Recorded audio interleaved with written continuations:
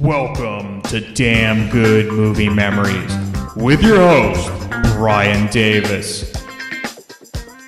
This podcast is the cure for your long commute and super boring workday. Okay, we have a very special guest. He was on a hiatus. My brother of the same name, Brian Provenzale, is back. So welcome back. Thanks, Brian. Good to be here. Good to be back amongst the Bryans. I know. So it's almost like you're just on a sabbatical and now you're back. Yeah, just a 5-month sabbatical. Perfect. So we're going to talk about one of our favorite subjects, and that's sports. And we're going to go through your favorite sports movies. Okay. Well, I came up with a top 10 list. I'm not going to comment on every one of the movies, but this is kind of like top of my head where I am today in terms of my favorite sports movies. It'll change tomorrow or next week, but generally these have been among my favorites since I've seen them. Okay. So, number 10, Major League. Definitely. So do you disavow the second and third one? I like the second one. I don't think I ever saw the third one, honestly. They're in the minors, and I think Scott Bakula is the main character. Maybe I saw it on cable, but I can't remember it at all. I don't know if any... Second one was okay. Yeah, it didn't have... there were some good lines from Euchre in that one. Yeah, it didn't have Wesley Snipes in it. Right, which I never like when they do that. Yeah, they just try to change... They should have had a new character instead. But otherwise, I thought it was, it was just kind of, sequel. Yeah, exactly. Yeah, Major League was fun. Definitely. I guess I should say why I like sports movies to begin with. Mm-hmm. I'm a big sports fan, for one. And right. I guess it just appeals to me, like the overcoming of the odds, the underdog stories. Totally. It's pretty much the common theme of all... Absolutely, working movies together as a team. Yeah, and whether it's there's like it just comes down to comedy or drama. Yeah, and sometimes the comedies have the drama in it too. That's right. Makes it more exciting. But so number 9 for me is Victory. Oh yeah, the soccer movie. Movie. It's got the dual genre of being a POW World War II POW movie as well as a sports movie. That's right. Had Sylvester Stallone playing a goalie because he's the American and always wanted to use his hands. That's right. So they made him be the goalie. and Michael Caine and Pele is in it. I remember some especially other famous soccer players of the time. Yeah, were in it. I think Franz Beckenbauer might have been in it. But I came out in '81, right? Yeah. Yeah. So it's a pretty good movie for its era. Yeah. It's just. I think I heard about it just because I was way into Rocky and I wanted to see anything with Sylvester Stallone in it. Yeah. So Stallone was actually good in that. Yeah, and that's a forgotten one. Nobody's mentioned that. Yeah, it's a pretty obscure movie. I think it's British and it's not too famous out here. It's not usually mentioned, but right. But I'm a big soccer fan, and I like those guys in it. Yeah, Kane and that's a good one. Sylvester Stallone. So check it out if you like soccer. Yeah, it's a good one. Number 8 is The Sandlot. Yeah, definitely. Yeah. Classic kids sports movie comedy, kind of like a Bad News Bears, but a little bit more lighthearted. Definitely lighthearted. Less gritty. Summary. This is just kind of like a typical American kid summer of the 50s or 60s or whatever era. Mm-hmm. You're killing me, Small. You're killing me, Small. Yeah, very quotable like that. Yeah, and my sister and I watched the heck out of that movie. Oh, yeah. Like a couple summers. I don't know, just like we would quote the whole darn movie. Sure. And James Earl Jones. That's right. Field of Dreams actually is not on my top 10, but it is like that's when I say like maybe some days it'll be in my top 10, some days not. I mean, it's a great movie though. I think the argument against making it a purely a sports movie is because really sports is almost the afterthought. It's more like his journey and between his dad. I mean, the theme is baseball and sports, but it's like the journey is about and so I think a lot of non-sports fans like that movie. Because it can go. It has a crossover appeal for sure. Mm-hmm. Number 7, Caddyshack. Definitely, yeah. One of the best comedies, period. Sports comedies, period. I don't know, just a great movie. Bad News Bears, number 6. The original. The original Bad News Bears, not the remake. No. Which I don't know if I saw, and I probably didn't see on purpose. Because like, why would you remake that movie? It's so classic. It is. Walter Matthau, perfect cast as the grumpy, grizzled veteran. And I love that pretty much the best player is a girl, too. I mean, Tatum O'Neal, she knows how to throw a curveball and a grease ball. I think I don't want to give away for anyone who hasn't seen that movie. You really should, but it has an ending that's not entirely expected, but entirely in keeping with the character. Exactly. So I think it's it's good. That's right. For that reason too. Number 5, Chariots of Fire. Oh, okay. It's always been. I don't know why. I mean, it's just kind of. It's more drama too than sports. I mean, there's a lot of sports, but it's it's a good sports movie outside the major, baseball, basketball. One of inspiring the most, scores. Yeah, definitely Evangelist. Yeah, one of the most iconic theme songs. Ever for sure. And then it's also been used ironically in a lot of movies. I think it was in Mr. Mom. Yeah, where he's like running in the company picnic relay race. That's right. And, So, Mr. Mom was great just because they also used the Rocky theme too. Oh, that's right. That movie's great. That's an underrated comedy. Underrated 80s comedies. Yes. Yeah. Number 4, Rocky. The original. Yeah, the original Rocky. Classic, and it's a great movie about. Not only the characters, but it's like a good Philadelphia movie. It's one of those movies where you kind of feel like the city is a character. Definitely. I lived in Philly for a year, and I was kind of like, oh yeah, I recognize that from Rocky. Right. It was cool. And I think every sports movie after it kind of borrows a little bit. From there's the training montages. Sure, absolutely. The whole underdog. Underdog for sure. Number 3 is a documentary, When We Were Kings. Oh yeah, Muhammad Ali. Yeah, and it kind of flows like a drama, because you kind of have it sets up the clash between Ali and Foreman. Yeah, their big rumble in the jungle. It's kind of an interesting character study of both guys. Ali kind of comes off as both like a hero and somewhat of a villain because he's so harsh to Foreman the whole time. Yeah. And Foreman is kind of like, why they're chanting for Ali and they're saying, Ali, kill him. Why do they want to kill me? Like, exactly. I'm a person. And he used to do the same thing to Frazier. Yeah. And as it turned out, like Frazier actually helped Ali at times. He wasn't the villain he made it out to be. He said, Ali, I think, was just the master showman. So absolutely. He used these guys as part of his act, and it's kind of like almost like a WWF character. Totally. He was the WWF way before. Before they. Yeah. So anyway, it's a really fascinating documentary, just of the time, and as well as kind of the politics going on. Around the fight. Definitely. So it was worth a watch, even if you're not that into sports. Yeah.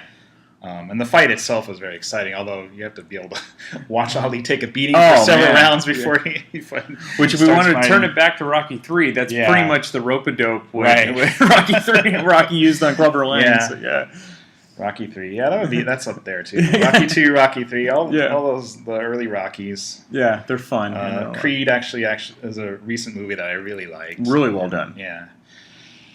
Okay, so back to my list. Number 2 is Hoosiers. Got it, yeah. Best basketball movie. Yeah, I can't really think of it. I mean, Hoop Dreams is good, but it was really long. It's not a movie that I'd want to watch over and over. Hoosiers is amazing. It is.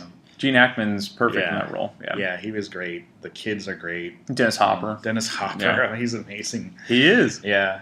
He plays a drunk guy really. I don't think it's too far off. Yeah, I wonder if he was a little bit more in character than we thought. Well, I think the same year, didn't Blue Velvet come out the same year? So he's probably. Yeah, that was another crazy. Yeah, crazy guy. So my number 1 is The Natural, because that's mine too. It's the classic baseball movie for me.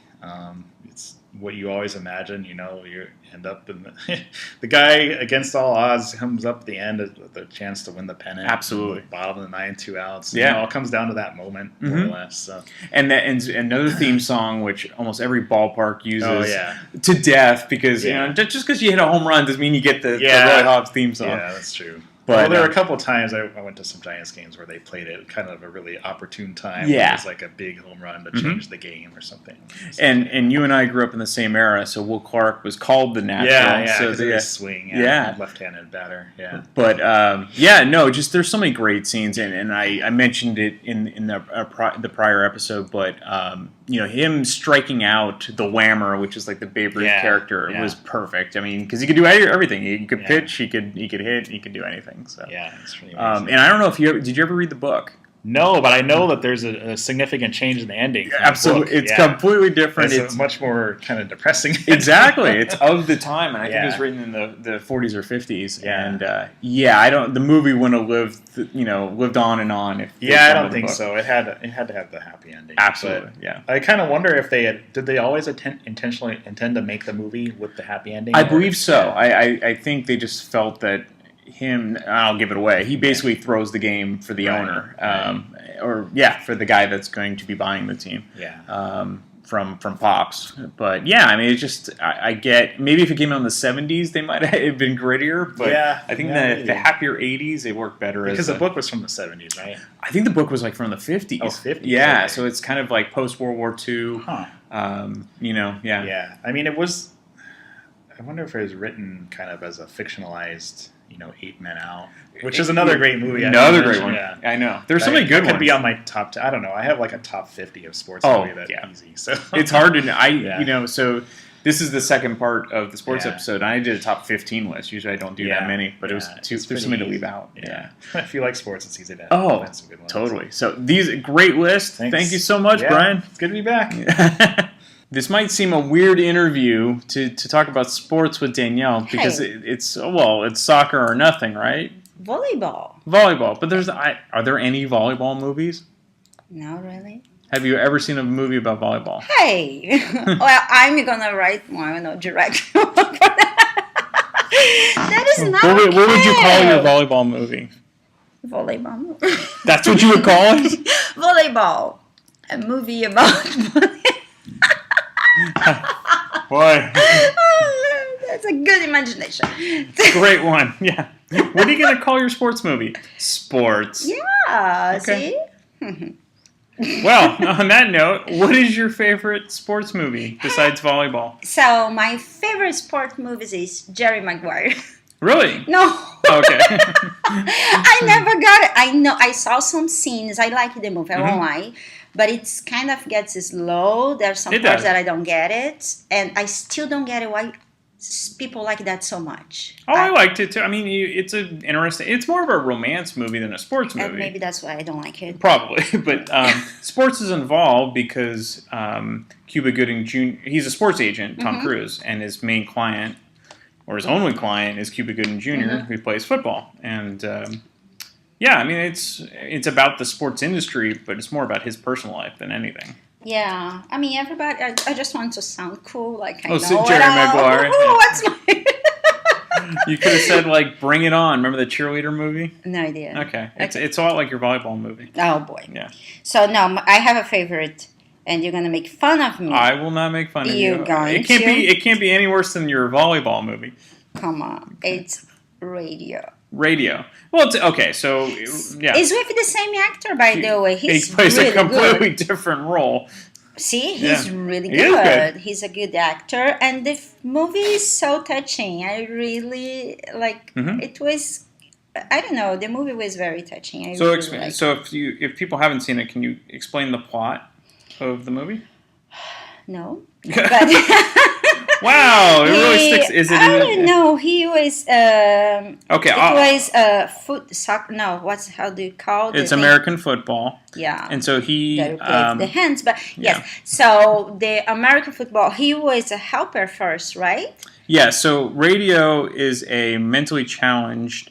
You're so polite. I am. I mean, because you can't call it retarded anymore. I'm so. But soon, so Radio is basically an assistant to this coach that coaches a football team.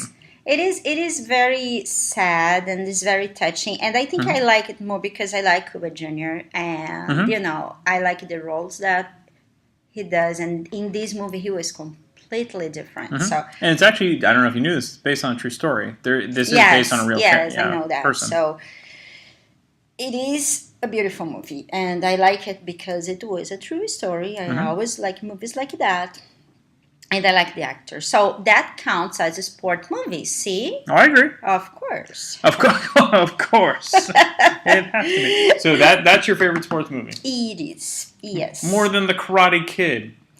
More than Karate Kid. Wow. I mean, I like the song. Oh, that's a good song.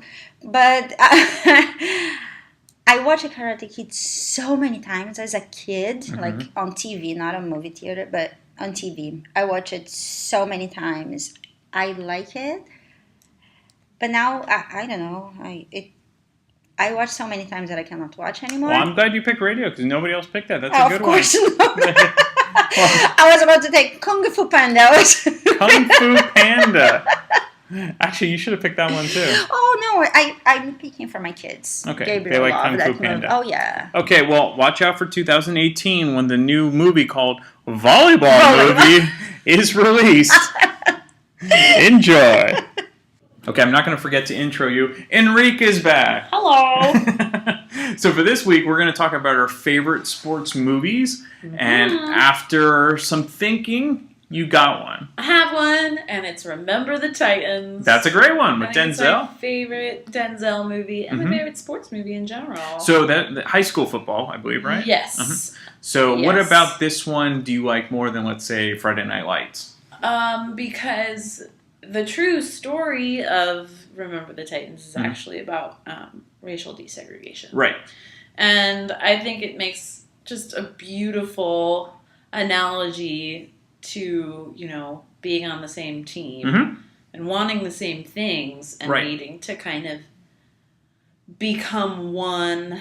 And it just is a great, representation of what the nation was going through at the time. Sure, this is in the 50s, I believe, right? It was late 50s. It was just as these schools were desegregating, and you bring in a black football coach, a failing, football program, and you got a lot of new black guys coming out for the team, playing together for the first time. Was this Alabama?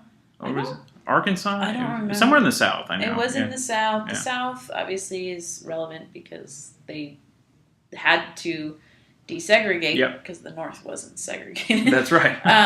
But yeah, it was how I learned a lot about what it was like to be in a segregated school and the time that we were going through. And it's just a great sports movie. It is. It's just a good story in general. Yeah.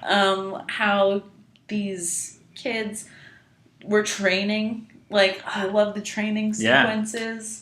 There's, he's yelling at him about not being able to drink water. Yeah. Water is for the weak. That's right. Oh, God. That one lasts today. Today, you got to have your water. But how many feet are in a mile? Yeah. How many feet are in a mile? Oh, my God. He's so good. Denzel is amazing. He's good in everything. He's so good. And I really appreciated that movie for its social commentary. Well, I don't think people really understand how sports in general, I think, had a lot to do with the civil rights movement because it kind of brought this common good that we're not as different as you think we're, because, Jackie Robinson, in my opinion, was just as important, if not more, than Martin Luther King because he changed the narrative of people that, Red Barber was the announcer of the Dodgers and admitted he was bigoted. Yeah. Until Jackie Robinson came in and totally changed his outlook on the whole African American race. And, Jackie Robinson was the perfect person to do it because he didn't fight back, at least not the first year. He had to take everything. Yeah. And if he had, done anything that would have, screwed up everything, and he didn't. And he took everything for this whole race. Yeah, and really changed the minds of a lot of people that, were bigoted. Sports definitely are kind of a very helpful tool for getting bigoted people to change their minds. Yeah, because you're not going to explain it to them with logic and reason. No. And sorry, this is so. No, but it also helped with that Pee Wee Reese, who was one of the main players for the Dodgers and was white.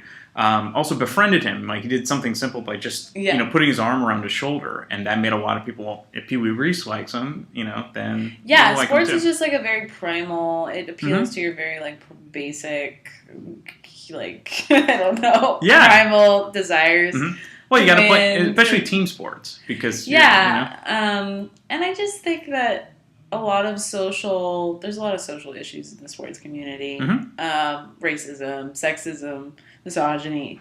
But the second you have athletes who are willing to address the thing, whether it be directly in a press interview or just through their living their own lives and interacting with the people they interact with, the charity work they do, they have such a huge role in terms of being. And obviously, there's still a long way to go because while they've come forth with the racial divide, definitely are behind the times when it comes to sexuality. Because totally. I mean, you see what happens. You've yet to see somebody that was openly gay in a major sport. It's always after. Isn't there a new openly gay football player? What's his name? Michael Sam, but he never really made it, so that was the problem. So it's somebody that's so obviously they're out there, and they always come out after when they retire, but not an active player. It happened in basketball too. I forgot his name. I think he went to Stanford.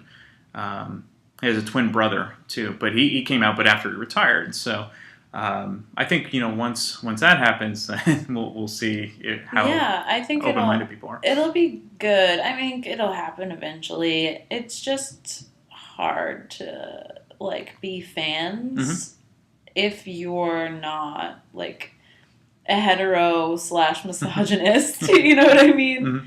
Because you want to be a sports fan. You want to find a team that you love, but then you go to these events or you really realize the culture that surrounds it, and you're I feel so unwelcome. My opinion feels unwelcome. Well, I think sports in general. I mean, I've seen so many stupid fights, just other fans fighting. Yeah, it's you don't even play for the team. You're not getting paid by them. Yeah. There's no reason to get so upset that this person likes the Dodgers and that person likes the Giants. I mean, really? it's not that important. You're not part of that team. The players don't fight with each other, That's what I mean by pandering to our primal instincts. Totally. Is you want to have a group or a social group, and if anybody threatens your integrity or your value, you want them destroyed. Yeah. It's just so primal and silly to me. But obviously, sports are fun and awesome, and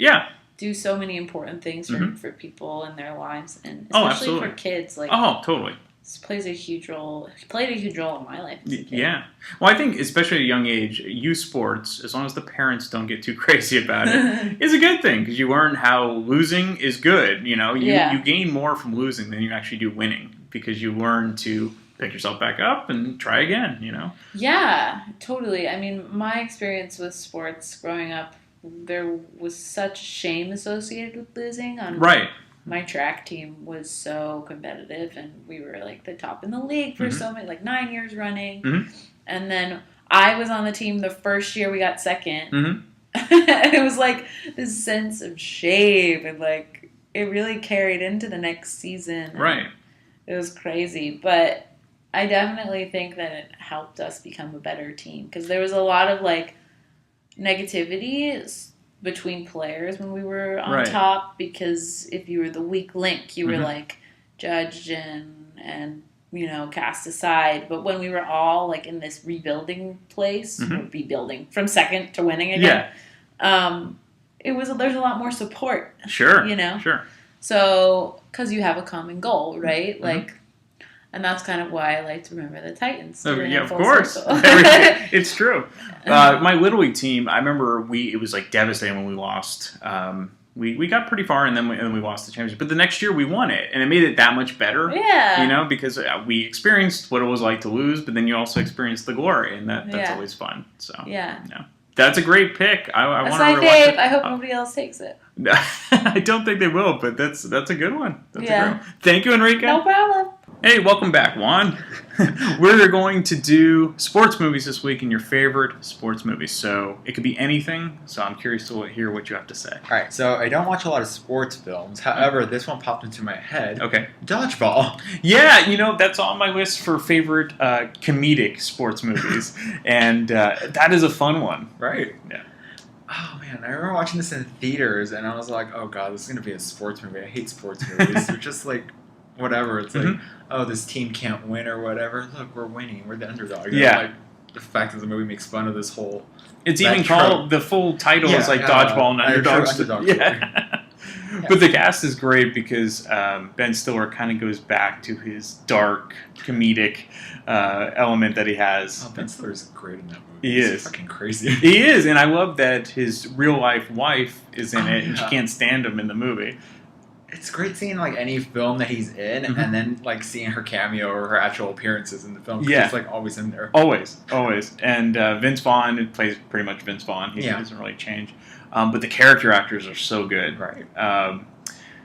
God, Rip Torn is he's really cantankerous. You can dodge a wrench, you can dodge a ball. Exactly. Like this ridiculous shit that you're just like, makes no fucking sense. But it's a great film. I'm gonna paraphrase the line, but it always cracks me up. He's like, "Do I have to drink my own urine? No, but I do because it's sterile and I like the taste." You know, I'll have to edit it in now. But he was cracking me up. Like I think his name was something Patches O'Houlihan. Yeah, Patches O'Houlihan. Which his younger self, when they were showing like how to play dodgeball, was Hank Azaria. Like he plays the young Patches in the film they're watching. Necessary? Is it necessary for me to drink my own urine? Probably not. No, but I do it anyway because it's sterile and I like the taste. God, what's the kid's name? Which one? Justin Long? Justin Long's in it. He's one of his earlier roles. Real lanky looking kid. Yeah, the guy who plays Milton in Office Space is the guy with the glasses. He's kind of overweight, older guy. Yeah, no. There's the guy who's always the pirate. Oh yeah, the guy from Firefly. Yes, yeah, he's really funny in that. But yeah, they just get so many really good character actors, good roles. Yeah, great, just funny one-liners, like with the weird. What do they call it? The Cobra. Oh yes, yeah. Every time they walk into the room, they do like yes. this. But then when you get to the end, more Office Space, you have Lumbergh, the guy who plays Lumbergh, who's the announcer, with oh right, yeah, I remember, with Jason Bateman. Yeah, and so that's they're on ESPN the Ocho or something like that, ESPN 8. But yeah, just a great movie. It's a lot of fun. Oh. That's a good one. So when's the last time you actually watched that? Oh man, on TV it's been a while. Yeah, like not even. I think the last time I watched it from beginning to end was probably in theaters, and then every time I see it on TV, like I'll watch and sit. But it's never like from the beginning. It's just like wherever I come in. Yeah, it's one of those Comedy Central movies that if it's on, I'll watch it. Yeah, no matter what. So. Yeah, it's just great watching her like Kate. Yeah, just like school these guys. Oh yeah, because what was it? She was a softball pitcher. Yeah. So I figured if you like this one, you probably like Blades of Glory. Oh my God, Blades of Glory is amazing. This weird like homoerotic movie. Yes. And like we have these two guys who trying to be like super like masculine and butch and whatever, and they're not. And Will Ferrell's just like hilarious, where he's all like, "Oh, I wash my hair with like horse shampoo." Yes. And John Heder, who's pretty much always Napoleon Dynamite and everything he's in, but it works. And Amy Poehler, her then husband, inappropriate relationship as the total incestuous, totally incestuous. Yeah, it's a great movie. It's a lot of fun. But I love how we're picking totally non-traditional sports movies, and that's what I want because my list is baseball heavy, so that's okay. No. This is why I interview different people. So that's awesome. Thank you so much, Juan. Thanks, Ryan. Okay, so this week we're going to interview Lindley about her favorite sports movie because she loves the sports ball. It always that's all we talk about. Who's your favorite football player? Joe Montana. Yeah, that's everything's Joe Montana. Yeah. I can name maybe like Peyton Manning. Is he a football player? He was, yes. Oh, he's no longer a football player. He's retired. Who's the young guy married to Giselle Bündchen? He's not even young. He's 40 now. Oh. Yeah, Tom Brady. Tom Brady. Yes. But he's the one who's too old to be playing, but he's still playing because he follows like the vegan diet. Yes. I mean, they talk. That's all. That's why I know because I've read about this. His crazy diet there on the Daily Mail. I'm sure. Like he won't eat. What is it that he won't eat? Well, I don't think he eats any sugar or no sugar, gluten. Yes. I think he's even like gluten free. I think they're vegan too. I don't think he eats. No, they do eat meat, but not. It's like specific meat. Well, I know they're gonna start selling those kind of those box meal deliveries. Yeah. I know. Yes. Yeah, I read about that too. Are we gonna sign up for that? I might. Yeah, no, I won't. You can play football now. So that'll be good. Okay, so you have Roger Craig's autograph. They still haven't seen yet. I know. Okay, I really have to. It must be in one of the boxes I have at home. The backstory is very few boxes. When we met some of the 49ers back in '83 or '84. Yes, 80. It must be 84. Okay. Could be 83. I don't know. And through a process of elimination, I determined it had to be Roger Craig. It has to be Roger Craig because he said he was a rookie. He was a rookie. That's what he told me when I got his autograph. Yeah. So it was 83. It was 83. So yeah, good job. See, my Dad and Uncle But Daryl that will was because appreciate I that. loved Joe Montana. Yeah. Yeah. Everyone did. He was the Steph Curry of his day. Yes, right. And my daughter loves Steph Curry. Yeah, everyone loved Joe Montana. Yeah. Okay, so let's get to... Speaking of which, Steph Curry was at the Hamilton show, but I didn't see him. That we went to on Sunday. So I'm not sure if he was at the showing that we went to, but he and in San Francisco. Aisha, were at the... Yeah, they seem like really nice people. Like every time they seem pretty down to earth for being in the spotlight. I wish I would. I didn't even see anything or notice anything. So nobody was like... Well, he may not have been at our showing. He went to the Sunday opening. And I was there on Sunday, but they had 2 showings. So I don't know if he was up there. He was at that, exactly. Yeah. That's cool, though. I'm glad they go to normal function things. Right. Yeah. Even though that's not a normal function, it's so hard to get that ticket. Well, they were backstage, and they had pictures with all the cast and stuff. I did not go backstage. Well, I know him and Drake are friends, and so they went to, like, In-N-Out Burger after Warriors game in Oakland. Oh, that's cute. Yeah, very cute. All right, so your favorite sports movies. That's probably not traditional sports, but that's okay. Talladega Nights. That's a race car driving. That counts. You gave me the idea for that one. Because I know that's one of your... You actually really like that movie. I do love that movie. So what about that? It's very funny. Mm-hmm. I don't know. You got to ride with a cougar. That part is crazy. And he's like, if you're going to learn how to ride, you got to ride with a cougar. And then he gets in the car and there's really a cougar there. Well, I love how you kind of went with the GW... Bush voice in that one. Yeah, he definitely he's doing that voice for sure. And I love what was his kids Walker and Texas Ranger or Walker and Ranger. So they told the grandfather they threw his war medals in the river. They're like these terrible children. But that one thing, like, why would they say that? We took your war medals and we threw them in the river like that. What are you gonna do, old man? Right. Hey boys, I want to see some napkins in the lap. Boys, how was school today? I threw a bunch of Grandpa Chip's war medals off the bridge. That sounds like a good day. Texas Ranger, how about you? Well, the teacher asked me what was the capital of North Carolina. Mm-hmm. I said Washington, D.C. Bingo. Nice. She said, no, you're wrong. I said, you got a lumpy butt. She got mad at me and yelled at me, and I pissed in my pants. And I never did change my pee pants all day. I'm still sitting in my dirty pee pants. I wet my bed until I was 19. There's no shame in that. I get emotional. You guys are working so hard, and I'm just so proud of you.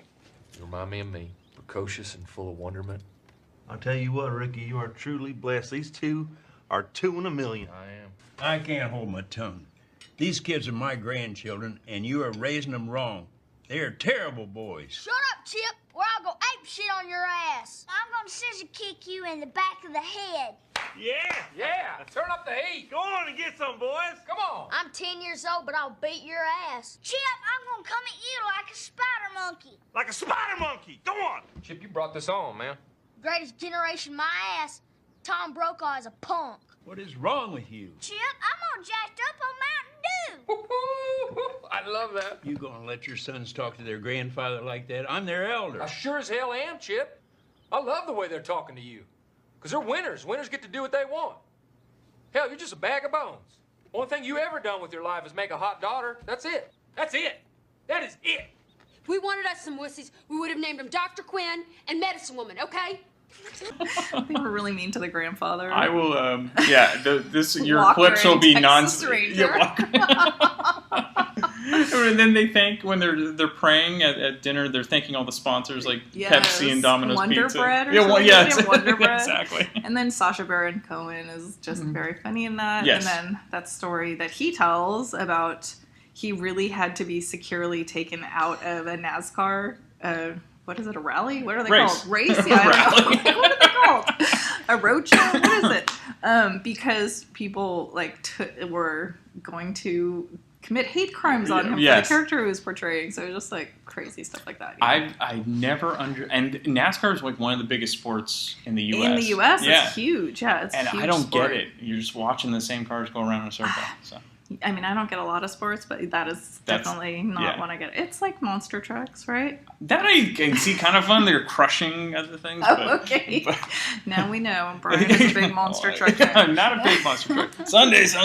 Yeah. The best line I heard from George Carlin years ago, the only good thing about NASCAR is where else could you see a 40-car pileup and not be in the thing? Right. So that's the only time. But, I mean, people have been seriously injured just watching it because parts fly from the car after they right. crash. Do they? Okay. Yeah, so it's kind of nuts. My information about NASCAR is Talladega Nights and Cars, And the children's animation movie, which With, my child was really into when it came out. Larry the Cable Guy doing Meter. Yeah, he's pretty funny. Everyone likes it. That's the one. And Owen Wilson is the. I know. And then the first one, Paul Newman, I think that was his last role. Yeah, he played Hudson. The old car. Hudson, maybe. Mm-hmm. Hudson something. Yeah. I don't remember. So besides Talladega Nights, you couldn't come up with any? Well, you told me Hoop Dreams doesn't count. It's a documentary. Well, it counts because actually Malin did some documentary, so I will allow it. Yeah. Oh, wow. Thank you very much. I mean, Hoop Dreams is just a devastating thing to watch for these, these boys who are... I mean, they just fall out for injuries, which is really what happens to most potential, star athletes, basketball star athletes. They both got scholarships to these fancy private schools to play basketball. Yeah. They're both, going to be like top picks for their college chances. Mm-hmm. They got both of them. So they're out of high school going into college? Well, they're in high school. No, it follows them for several years through high school, moving from their public school to getting scholarships to these competitive basketball high schools, I guess, which I guess is what they do. They basically, I mean, it's also really shady. Totally is. Yeah. So it's super shady. In fact, I think one of the kids got busted for taking something, or I don't know what it was, but the college was giving him of course the gift. Yeah. Anyway, one of them gets a terrible injury and cannot even go play basketball. Therefore, that's his hoop dreams are over. Yeah. And they're not going there to go to school. That's the problem. Yeah, that's the other problem too. But I think the system, because college sports is just as corrupt as pro sports. It is, if not more, because they mask this. Well, you're going for your education, but all these donors are. But if you are taking away scholarships from other kids who actually want to go to school, then they should just pay the player because they make so much money for the school. But they can't. So that's the shady thing. Right. They can't pay these kids to come to their school, but they give them sports cars. Sure, which they're not supposed to do. Prostitutes in some cases, or whatever, women willing to go after them. There's a really good podcast where this is getting off topic, but anyway, this NFL player talks about it, that he says, I played football my whole life. I love it, but I can't watch. I can no longer watch. Because he knows what happens. Because he just felt like he was so used. He was just a piece, he was, and so many of his friends, he was the one who made it to the NFL, and so many of his friends did. And you'd probably know the player. I didn't know him, but anyway, he had a really good story. I mean, he invested all his money, and then there's also this whole side of other players that make a lot for a little bit of time, but they don't invest. They don't. Yeah. So. Well, that, and then they have their entourage that they keep with them, other thing, who are just hangers people on. Also just taking advantage of them. Totally, and actually, it's even though they make a lot of money. Football especially, they make less amount for the amount of stress they put on their body. Right. People don't factor in. You have to pay your agent. You have to pay all these different things. You have to pay taxes in every state you play in. Yeah, that's crazy. So I mean, they make a ton of money. Don't get me wrong. But if you don't financially plan correctly, if you don't make it past a year or two, you're in trouble. Yeah, exactly. You're one injury away. I think there's a great ESPN. I've heard there's a really good ESPN documentary talking about this, about players who went. Yes, broke. Yeah. Sure. Is it called Broke? I think it is called Broke. I think it's called. Anyway, that's good. Anyway, Hoop Dreams is just it's along those lines. It's and it follows the kids from a really long period. I mean, you watch them go from young, 13, almost prepubescent to graduating high school and stuff. So it's a really good documentary. I would highly recommend it. I think they should offer the kids, look, if you want to go to school, fine, we'll pay your way, but you have to go to school for real. Or, forget it, you're not going, you can play for our college, but you're getting paid, basically, and let someone else use it. I mean, do the school, but then that defeats the whole purpose. It does defeat amateur sporting. Well, it's happening now. It's just an illusion. It is exactly. Yeah. It's an absolute illusion. But then, it is right. And so they also top players. There are genuine players who make it. Who are students and there are student athletes. There are student athletes who were not star players. Right. So, but most of them are going to very good schools like Stanford and places like that. Yeah. Sure. But and that's why the NBA changed their policy where you have to either be, I think, 19 or go to 1 year of college. You can't come straight out of high school again. I thought NFL you have to wait 4 years, right? No, not 4 years. I mean, if NFL's a little different. Basketball, I mean, your LeBrons and Kobe's were coming straight out of high school. Wow. And so the colleges didn't like it because they were losing some of the best prospects. Yes. So, it's all money. It's crazy. It's all money. See, you're learning more than you ever wanted to about sports. Thank you, Lindley. Thanks. Ta-da! It's now sports season. Well, it's always sports season, but baseball season is now going, and so I want to talk to people about their favorite sports movies. It doesn't have to be about baseball. It could be any sport, and we can get very liberal about it. So, what is your favorite sports movies? Okay. So I'm going to cheat a little bit. Okay. Most of these are Which documentaries. is what we do, yes. Yeah. So most of these are documentaries. Okay. And none of them are about baseball. I have too much baggage from my childhood about baseball to be able to watch a film about baseball. So let's just forget that. Okay. So a couple of these are endurance running films. Okay. And really, it just happens that like I went through a phase where I was really, really, really big into endurance running. Okay. Until I got an overuse injury. And I'm trying to get over that now, but was totally addicted to marathon running. And So you didn't like Chariots of Fire? No, I'm not going to bring that one up. Okay. No, I don't think I've seen it recently enough to even remember it well enough. Won the Academy Award, which I don't agree with, but yeah. Oh, well. Yeah, there you go. That's a whole other tangent, yeah. As far as like proper films with running, like it's so predictable for me. But like I remember there's like a scene in the beginning of Metropolis where there's like these people running. Well, there's the Loneliness of the Long Distance Runner, the famous British film. Yeah. I've not seen it. Yeah. Even Iron Maiden wrote a song about it. So, I can't think of any any proper films with like endurance running or. Well, anyway, so what'd you go with? Yeah, so the two documentaries I chose Unbreakable, which it's not like a wide release film or anything. Okay. It's just like a DVD that I ordered because I was totally interested in going from like marathon running to ultra marathons. Okay. And there is in California this 100-mile race. So at the time I was getting really interested in like local races and like races with like legend and lore behind them. Okay. Like in the Bay Area, there's the Dipsy race. It's only like a 7-mile race, but it's kind of brutal and it's got this really kind of community history to it, and it's fascinating. So I got into that, and then there's this 100-mile race that goes from like near Lake Tahoe to Auburn, California. It's 100 miles. And there's this documentary that's really, really fascinating. To me, anyway. I don't know if it would be to anyone else, unless you're really into endurance running, right? But it took this 1 year of the race, and it tracked 4 or 5 ultra marathoners, and it's just like their story through the race, and it's actually kind of amazing because for a marathoner, I'm usually in like the middle to the back of the pack. I never get to see like the front runners, very rarely anyway, and certainly never like their stories. And this documentary just happened to capture like their preparation, a little bit of their personal lives, and then the drama of the race as it's unfolding, and a little bit of the aftermath. So for me, it was just fantastic. Do most of the runners have injuries? Just from, I mean, this can't be good for your body. Like, no, it's not. I mean, in some ways, it's good for your body. Sure, I mean, it keeps you in shape. But at the same time, it's killing you and breaking you down. Right. Which the wear and tear on your legs and maybe, and a lot of that for me, the overuse injury. Like, I understand. Like, yeah, it could be bad on your joints, but I still like I fault myself for having like really bad running posture. Got it. So I take a lot of the blame myself, and I keep thinking, I can get back into it. I just have to like heal, and then I'll get back into it. I'm learning what I have to not do in order to prevent like future.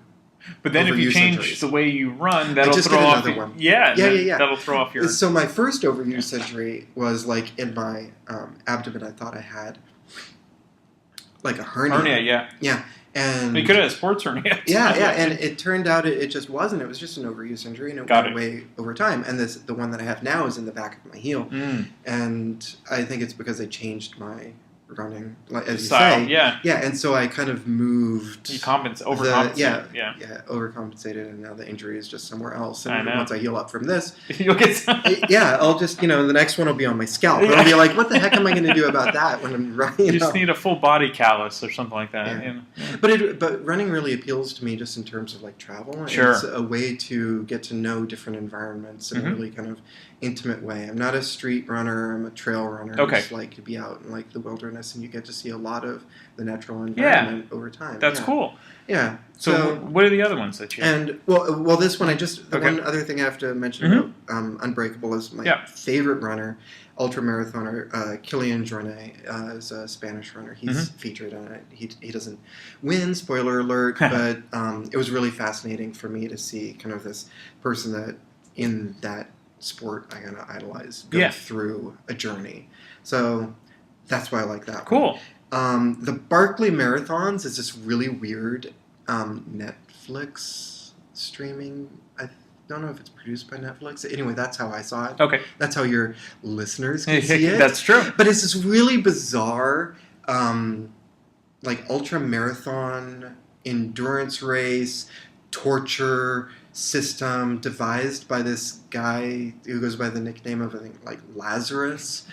And it's in Tennessee, and it's just this bizarre thing that's kind of a mystery, how to get into it, and then when you get there, it's all these like sets of mysteries that unravel. It's all of these weird kind of traditions that are particular to this race that make it this almost unlikely thing that anyone would be able to get into it and would want to get into it. It's limited to like 40 people a year. Wow. They don't advertise the admission process at all. You just get in by luck or by word of mouth. And and this kooky guy just created this race. It's like 5 back-to-back looping marathons. Wow. It's limited to 60 hours, and it's in this really inhospitable terrain where it just breaks people down. So do they have new runners every year, or are there repeat? Yeah, I think they burn through. It's hard. Yeah, I think they just like, what is the motto of the race? I think the motto of the race is the race that eats its young. And you just, in this documentary, you just see these people like they hope for the best and they usually endure the worst, and I don't think even any of them finished, and I think it's very rare for anyone to finish like all 5 loops. Right. It's kind of like this Tough Mudder and all those. Even worse. Yeah, even worse. Yeah. Yeah, so I guess you get a map and some cryptic directions, and then they set you out in the wilderness. It sounds like a fiction movie almost. You know? Almost. Yeah. Oh, they should make a fiction. That would be a good one out of this, or like parallel to it in some way. And so you take these directions and you go out and you try and find your way through the woods, day and night for like 60 hours. Okay. And there are these books that are hidden out in the woods, and you go out, and your race number, I guess, is associated with page numbers of these books. Interesting. So the only way that you prove that you've gone out to out in the full loop is you find these books in the middle of nowhere, and you rip out the page associated with your number, and you bring those pages back. Crazy. And if you don't do that, then you just keep going. And apparently there was this one year where this guy was out there, covered like only like a few miles in like 12 hours or something ridiculous.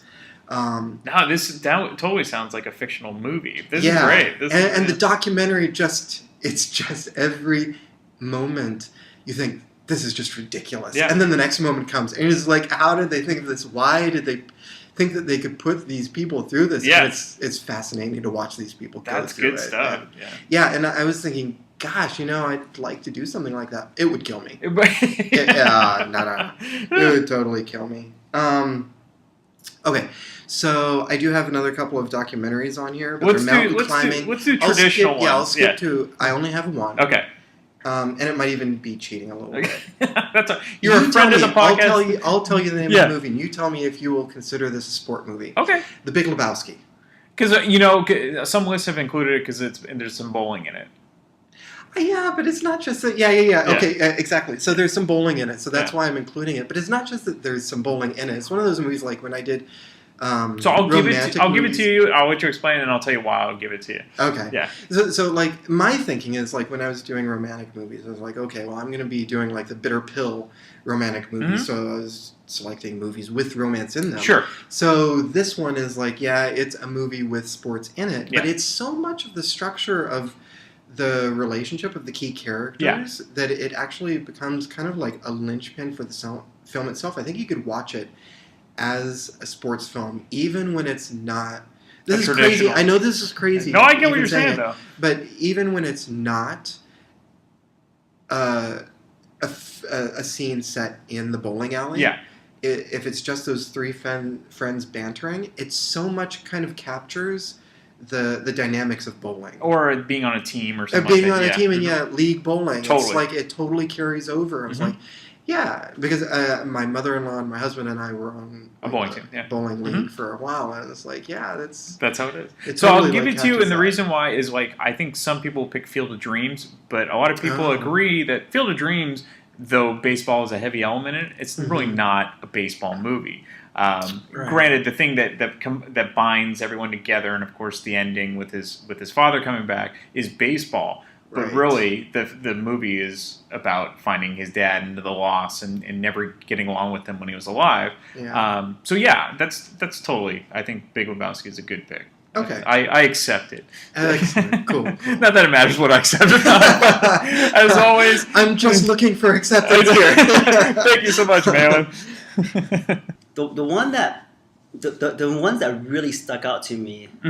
I'm going to name two. Okay. One of them is We Are Marshall. Yeah, a true story. Yeah. Yeah. And that one really hit me because it was that scene where the two coaches were at the bar. Yeah. And the assistant coach was like, "What are we doing? You know, like we're not respecting the past. You know, like they're losing. We're bringing these kids on and they're just losing." Right. And the coach basically says like, "It doesn't matter if we win or lose. It doesn't even matter that we play it doesn't even matter how we play the game because they were just getting like crushed. Yeah. It was just like it just matters that we play." That's right. Get a team on the field. Right. And then he was just saying like, you know, one of these days when all that matters is winning. Yeah. All that matters is the next game, getting to the championship or whatever. Like, you know, we don't think about all these things. Like, that's when we serve them justice. Right. And that got me to think about just like, it's interesting, right? Like you want to get to a place where you can take things for granted. Yeah. I mean, that's what I took out of it. Yeah. Well, people, if you don't know the story, so Marshall had a football team, the college, Marshall University. They had a plane crash, and most of the team died. And the varsity team died. So they needed to basically piecemeal a team together to basically get them on the field. And they got permission, and they fought really, really hard to get permission to put rookies on the field and everything. And yeah, I mean, they won like one game or two games in the whole season, but. I mean, he was right in what he said. You know? Yeah. I mean, now they're prominent again. Absolutely. But it's just the idea is to me of getting to somewhere. I know I'm repeating myself, but getting to a place where you can take something for granted. Sure. Makes you not take things for granted in that moment, right? Well, just this year, the Michigan basketball team had a plane crash, and luckily, really? I mean, I think they were pretty much unscathed. But it's crazy to think that this. Hasn't happened more often. I mean, you think of how much teams travel and all. You know, it's knock on wood, nothing like that ever happens again. So that's crazy. What's your other pick? The other one is actually a documentary called Roads. It's about two generation of Dunlop brothers. Okay. And if you don't know the Dunlop, it's they're a racing family basically, motorcycle road racing. They have nothing to do with that tire company. Sure. They're completely separate.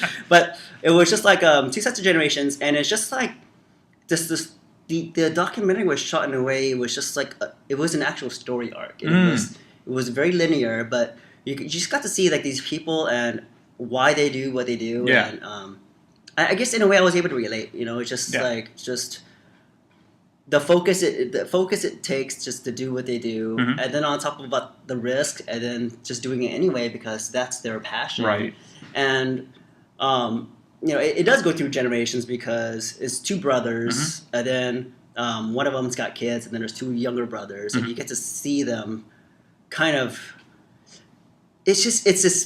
It's like a blessing and a curse, right? Yeah. Because it's a very dangerous sport, and people there are fatalities, and especially road racing because you're. I don't know if you're familiar with road race. There's different kind of circuits in motorcycle racing. Okay. So there's like there's track circuits, right? Which is like Rossi's famous for, right? Because you know he runs all the tracks. But then there's road racing, which is like Isle of Man and stuff, where you're basically going through European streets. They're blocked off. Which is crazy, yeah. And there's like fire hydrants, there's lamp posts, there's like the streets aren't even that well maintained. Right. And you're going by like 100-something miles an hour. Super dangerous. It's incredibly dangerous. I mean, the people die all the time. Yeah. And I don't know, it was just an amazing story to see this family who who go through just these ups and down swings, and just every emotional possible, and you're sitting there and you're going through it with them. Yeah. And it's just it was really incredible to watch. Well, I know you're a motorcycle enthusiast, and so do you race at all, or have you raced? No, I haven't been on track. I want to. I mean, I want to get. More so because it makes you a better rider. Sure, safer on the streets. Yeah. But yeah, I mean, I do relate with that kind of just singular focus. Yeah. Just like everything's blocked for your mind, just going. But just the way they describe it, though, is just like, I don't know, it's just, I recommend that to anybody. Yeah. Just, not because it's motorcycling or not because it's sports movie, but just the story and the emotions and the way, how passionate people are. I mean, that's what it is. It's the passion. Yeah. Like, they sell the passion, and they don't have to sell it, right? I'm actually surprised there hasn't been like a feature film basically on motorcycle racing in general. At least I can't think of one. I know there have been a few race car driving. I can't think of any either, actually, now that you mention it. Which is surprising. Only documentaries. Yeah, but you would think, I mean, just recently there was one, I think it was called, was it called? It was with one of the, I think it was with Thor, the guy who played Thor. And it's a true story about like him, I guess he was maybe an IndyCar driver back in the 70s. And it was really well done. I think Ron Howard directed it. But yeah, you would think there would be some stories, some fun stories. Yeah, but just to go back, just go back on the story. There's one of the brothers, the youngest Dunlop brother from the first generation. You know, he has this like, I know I'm ruining it, but that's what we do. Yeah, that's okay. That's what we do. He has people can watch it. Yeah, he has this horrific crash, and it wasn't his fault. The bike, malfunctioned. Got it. Yeah. And he's just wrecked. He's just like destroyed. His body is just like destroyed. Yeah. And then he comes back eventually and wins the TT race, like against like people who are just like younger. Yeah. And, you know, I mean, this is a young man's Sure. Right. Oh, absolutely. Absolutely. I mean, in everything, risk taking everything, right? The younger you are, the more testosterone you have, right? Like, the more you're willing to push it. But he comes back with a modified bike. He's like 40-something years old, like older than everybody else, and he just goes out and he kills it. Yeah. And you're like, how is he possibly doing this? Like, he had that drive, yeah, he's completely broken. And it's just stuff like that inspires me. Yeah, you know? It's just like, and where do you go from there? I mean, it's build. It's like that build up to get to that point. Once you've done it, what's your next step? You know? Yeah. That's awesome. I definitely want to check this out. Yeah, it's on Netflix. Good picks. Thank you, Michael. Thank you. Okay, so for this week with Samantha, we're going to cover one sports movie, and she just discovered that, well, she already knew she liked this movie, but she wasn't going to do the podcast. First, we were only going to talk about, Talladega Nights or Dodgeball. Yeah, I think my favorites have already been covered. Yeah. I'm not a sports person. I was mostly forced to watch sports movies growing up in PE class or with other people. You're a sports person, but you don't necessarily like sports movies. Yeah. It's not my go-to genre. Right. If you've listened to me chat about movies before. Not many art house sports movies, I know, for some reason. But you found one while doing your research. Just one that has a bit of sentimental value to me. The masterpiece. Bend It Like Beckham. I don't like soccer. I've never played it, but it was just special to me. So I've never, dirty little secret, I've never actually seen this movie. I've definitely heard of it. So explain to me. You're missing out. That's what I've heard. So explain to me the premise behind Bend It Like Beckham. Well, I haven't seen it in a couple of years, but basically, it's based in the UK. I'm not sure if near London. I think basically London. I don't know. I always associated it with London. Sure. Because David Beckham's played for that. Yeah. So, main premise, there's two main characters. The main girl, I just opened it up on Wikipedia to double check, but she's Punjabi. Okay. So she comes from a really traditional family, but she's actually a tomboy and she loves playing soccer. So, and then she's friends with Keira Knightley, who's like on this team. I think she ends up like seeing her play. So Keira Knightley sees this other girl like playing soccer in the park with her friends or something, and she's like, "You should join my team." So I think she lies about it for a while to her parents, and then because she's like, "I'm not supposed to play like soccer," and like the coach is a guy, and the family's like very traditional. Got it. So yeah, she plays with the team, and then there's some like teenage drama. I think like Keira Knightley has a crush on the coach. It's played by Jonathan Rhys-Meyers. So and then they end up like going to a tournament in Germany. So this is the soccer equivalent to Bring It On. Oh, Bring It On is also an amazing well, we consider film. cheerleading a sport, I guess. You know, I don't really consider it a sport. Okay, never mind. So, hey, we can do Blades of Glory and yeah. Yeah, I mean, movies based around sport-esque themes. Bring It On. Bring It On can do that. But yeah, I just really like it. It's a charming movie about like a girl who she's not her like traditional girl, at least according to her family, and kind of becoming herself. And it's the friendship is nice. Yeah. And I was always a big fan of Keira Knightley, so this is one of her like early movies. And as you'd mentioned before, this was the age that you would be into movies like this. Yeah. So this is when it was 2002, so I was like a young teen. Yes. And yeah, it was just really fun. And I still go back and will watch it once in a while. It holds up for you, and I think that's cool. If it's on TV, I think it might have even been on Netflix for a while, and I watched it. So when we do our movie Friday, and hopefully we'll scan for Ben and Mike Beckham, we'll put it on for you. Oh, fabulous. Fabulous. Unless the Thin Man's on, then I'm sorry. Thank you as always, Samantha. Okay.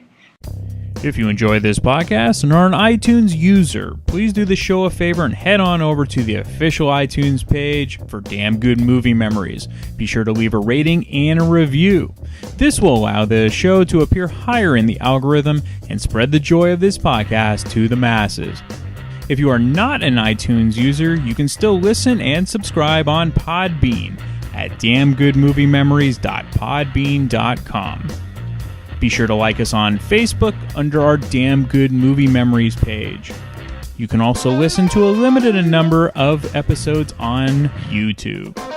I hope you enjoyed this week's episode, and be sure to tune in next week for an all-new episode of Damn Good Movie Memories.